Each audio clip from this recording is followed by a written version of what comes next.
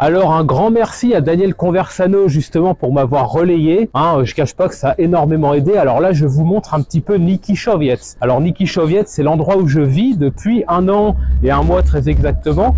Également c'était une ancienne bourgade qui était anciennement rattachée à Chopienice. Chopienice, la petite bourgade dans laquelle j'ai fait le vlog précédent. Alors je vous montre un peu, là on est dans le vieux centre. Et là vous pouvez admirer le style silésien, un tout petit peu plus minimaliste parce que cette bourgade a été créée à la fin du 19e siècle, spécialement pour les mineurs qui venaient bosser à la mine qu'on appelle la mine Wieczorek. Et je voulais précisément remercier tous les nouveaux abonnés, les accueillir. Voilà, les jeunes grattards, ils ont encore des petits grattards. Il y a les vieux grattards déjà, en gros, voilà, ils sont depuis longtemps sur ma chaîne. Et là, il y a des petits grattards qui sont arrivés récemment. Donc, écoutez les gars, vous êtes les bienvenus. Voilà, vous êtes chaudement recommandés à laisser des commentaires et à surtout, très important, relayer ma chaîne le plus possible car YouTube ne peut pas blairer ma gueule. Je peux pas vous le dire en des termes plus décents que ça, c'est malheureusement la vérité. YouTube me déteste, YouTube me vomit et j'ai subi un shadow ban. Et là je vais pouvoir un peu vous parler de ma situation depuis 1 an. Et comment on sait qu'on a un shadow ban? C'est extrêmement simple. Vous voyez le nombre de likes qui monte, les commentaires qui commencent à affluer et le vue-mètre qui stagne, voire qui baisse. Et oui, parce que quand on peut vraiment te faire chier, pourquoi le faire à moitié et ne pas le faire complètement? Et alors dis donc, j'ai vu dans les commentaires, alors là j'en revenais pas, j'ai vu l'ami Timothée Forgens et au départ j'y croyais pas, je me suis dit non, c'est pas possible. Et après je demande et il me dit oui c'est bien moi. Dis donc, t'as vu un peu comment la chaîne elle augmente? T'as vu le gain en qualité? Là on a des invités de marque. Alors j'aime autant vous dire que ma femme me cause autrement maintenant, tu vois. Même la chienne, elle le sent, elle est... Alors aujourd'hui justement, je voulais faire un petit podcast rapide, improvisé, mais vous inquiétez pas, je sais ce que je veux dire, je sais la manière dont je veux le dire. Et je pense qu'à peu de choses près, vous allez être d'accord avec ce que je vais dire parce qu'il y en a un peu marre de cette catégorie de gens. Ah écoutez bien monsieur, on en a tous au moins un dans la famille. Ou parmi les amis. Et je veux parler justement de ceux qu'on appelle les géopoliticons, ceux qui ne voient qu'à travers le prisme géopolitique et qui ont des biais qui sont bien à eux et, je le dis clairement, ce ne sont pas des amis. Allez, à tout de suite.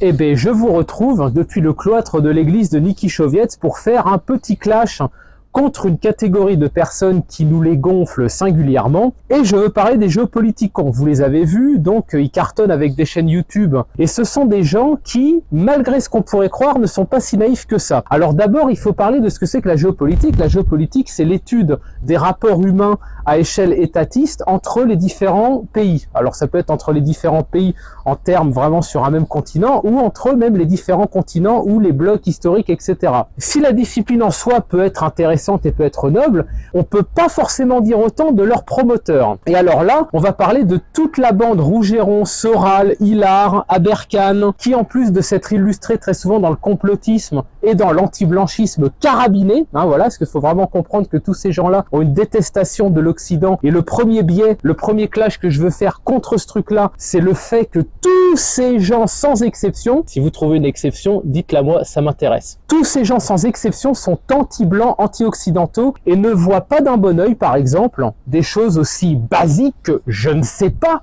l'amitié franco-allemande, la coopération franco-suisse, une coopération entre les pays européens pour créer justement un bloc contre éventuellement tout ce qui pourrait nous venir du tiers-monde, de l'Afrique, de l'Asie et tout ce genre, on va dire, de civilisation qui veut pas forcément notre bien. À la place, on nous dit qu'on doit être amis avec les chrétiens d'Orient. Dès que c'est d'Orient, c'est très bien. Par contre, attention, allez pas soutenir les Ukrainiens. Ah bah non, là vous êtes un salopard de macroniste qui n'avait rien compris et le géopoliticon se fera un ordre moral de vous expliquer en quoi vous êtes un débile profond parce que vous n'êtes qu'un pragmatique qui, au nom de la race blanche, simplement vous voulez les soutenir parce que quoi? Parce que c'est des blancs? Mais ça c'est pas un argument ça, petit racialiste. Comment ça on n'est que 20% sur la planète et alors mais 20%? Mais ne serions-nous que 5%? Ça n'est pas une raison pour soutenir les Ukrainiens. Ils veulent pas de Poutine quand même, ce sont des salauds de Russes qui s'ignorent. Ça, Boris Lelel l'a dit d'ailleurs. Lui, on peut le mettre aussi dans les géopoliticons.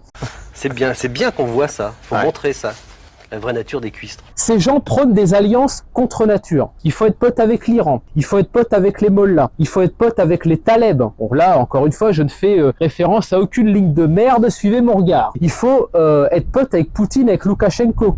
Loukachenko, tiens d'ailleurs c'est marrant, petite punchline contre ce gros sac à merde à moustache, a dit, et là vous allez voir, hein, on parle vraiment de quelqu'un qui veut le bien de son peuple. Hein. Là on sent qu'il aime son peuple profondément. Le Biélorusse n'a aucune valeur culturelle et n'a aucune histoire réelle. Ça vous rappelle pas le président d'un autre État européen qui a dit que la culture de son pays, du pays qu'il administre, n'existe pas? Ça te rappelle personne vraiment? Et c'est pas fini. Il a ajouté, les seules langues valables sont le russe et l'anglais. On sent que c'est quelqu'un qui veut le bien de son peuple. Hein. C'est le digne descendant de tous les tsars et les soviétiques qui ont génocidé les Biélorusses. Et les Biélorusses ont été génocidés 3 fois, hein, pour information. Une fois sous les tsars, une fois sous la révolution bolchevique, et ensuite une 3e fois, plus doucement, mais malgré tout, efficacement quand même, sous l'URSS soviétique. Il faudrait être pote avec ces mecs-là. Pourquoi? Parce que ce sont les non-alignés. Tu vois, ça, on entend souvent ça de la part des conspirationnistes anti-blancs et anti-occidentaux, les non-alignés. Tout ce qui n'est pas aligné, c'est bien. Donc ça veut dire qu'en gros, les talebs, c'est bien. Le Hezbollah, c'est bien.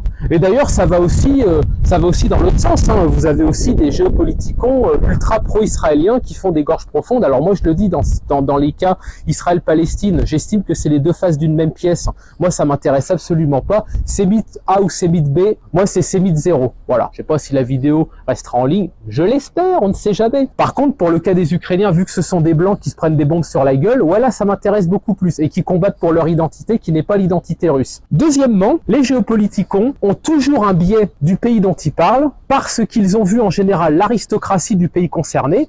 Et il est vrai que moi, si on m'amène au Pakistan, pays qui a 50% de consanguinité hein, quand même, hein, carte, si on m'emmène au Pakistan et qu'on me fait voir les meilleurs restos et qu'on me fait voir les plus beaux palaces, et qu'on me montre justement le gratin de la société pakistanaise, je vais dire, mais attends, mais le Pakistan c'est formidable. Pareil pour l'Inde, pareil pour l'Afghanistan, pareil pour le Congo, pareil pour le Cameroun. Voilà.